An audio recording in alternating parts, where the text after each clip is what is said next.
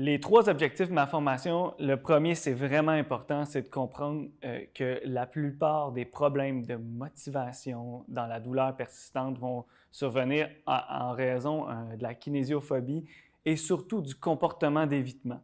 Mais là, ce qui est intéressant, c'est que les comportements d'évitement sont différents pour chacune des personnalités que je vais vous présenter.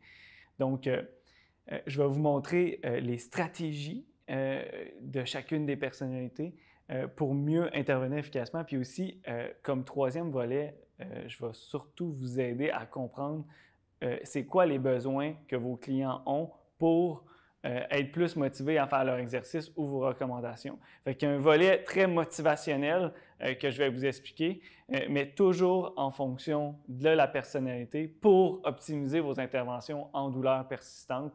Donc, pour que vos clients avec des douleurs persistantes, des douleurs qui perdurent des fois, qui utilisent des stratégies d'évitement pour ne pas faire leur exercice, mon but, c'est que vos clients fassent plus des exercices et qui se plaignent moins ou qui évitent moins en ne faisant pas les exercices.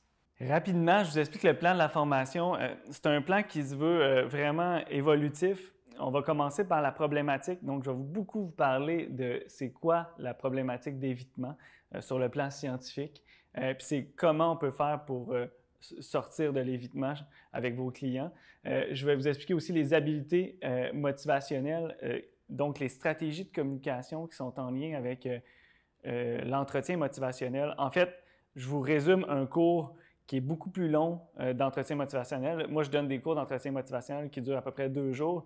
Je vous fais un petit résumé en à peu près 1 heure pendant la formation pour vous aider à améliorer vos stratégies en entretien motivationnel et vos stratégies de communication pour ne pas activer la résistance, activer l'évitement chez vos clients en douleur persistante.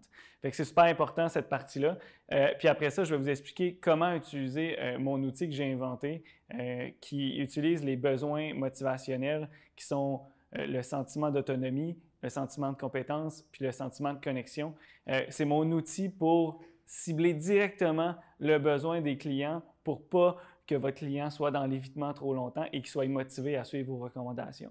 Fait que cette partie-là de la problématique, elle met un cadre, elle explique comment ça arrive, pourquoi vos clients font de l'évitement. Dans le module 2, on va vraiment aller plus dans le volet personnalité.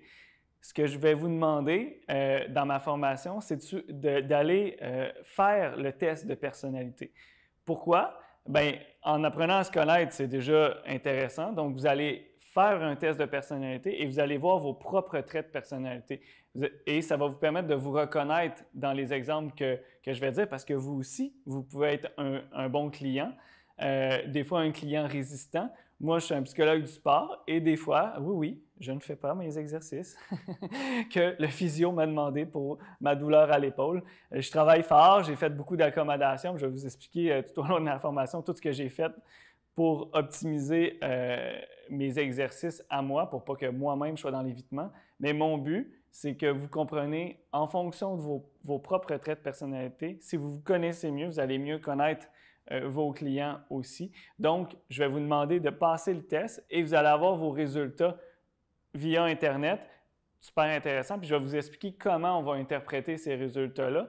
Moi, ce que je vous demande dans cette formation-là, de prendre ça à la légère, les résultats que vous allez avoir au niveau de la personnalité ne sont pas analysés par un psychologue, fait qu'on prend ça comme indicateur et non pas comme preuve hors de tout doute que vos traits de personnalité sont fixes dans le temps. Prenez ça avec nuance.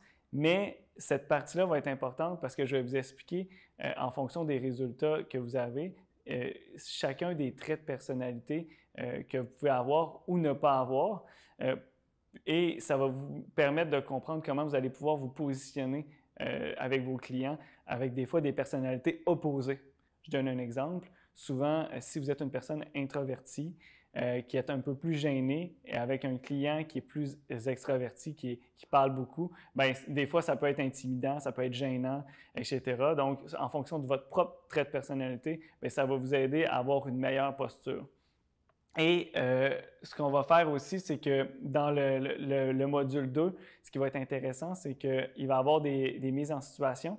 j'ai un comédien qui va jouer différents rôles, différentes personnalités, puis il y a moi qui va vous donner un modèle d'intervention efficace et un contre-modèle, ou je ne sais pas comment on appelle ça, mais qu'est-ce qu'il ne faut pas faire. Donc, je vais vous montrer des éléments qui viennent montrer les erreurs de communication.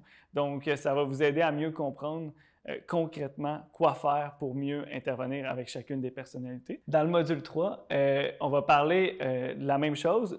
On va observer les comportements d'évitement. Vous allez avoir un contre-exemple de moi et aussi un exemple de moi qui intervient efficacement. Je joue le rôle d'un physiothérapeute qui veut augmenter les exercices, par exemple pour une douleur persistante à l'épaule.